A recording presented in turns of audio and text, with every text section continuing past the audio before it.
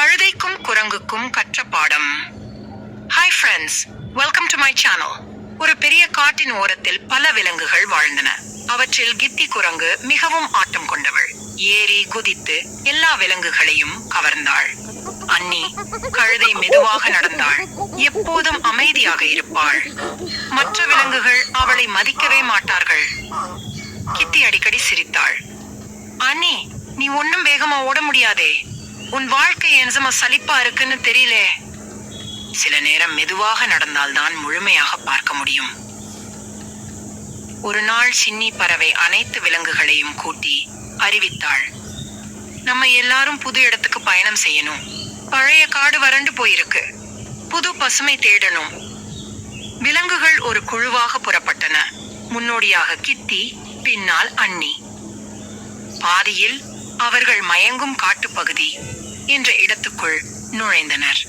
மழை, மழும்பு, விக்குவிக்கும் காற்று, யாரும் எதை சரியாக பார்க்க முடியவில்லை.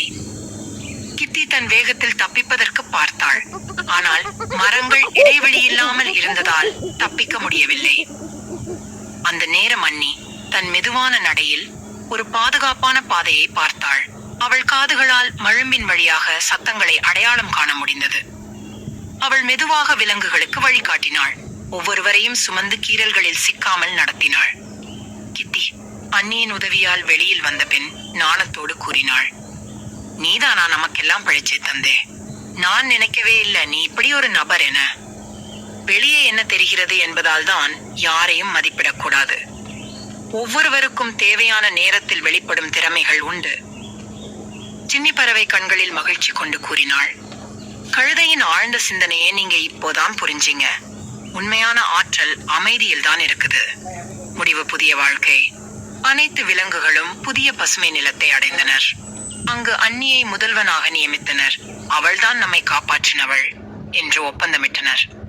கதையின் நெறி: நாம் யாரையும் வெளியே தோற்றத்தின் அடிப்படையில் மதிப்பிடக்கூடாது. எல்லோரும் தனிப்பட்ட திறமைகளை கொண்டவர்கள். ஸ்டோரி பிடிச்ச லைக் பண்ணுங்க, ஷேர் பண்ணுங்க, சப்ஸ்கிரைப் பண்ணுங்க, காமெண்ட் பண்ணுங்க. Thank you friends.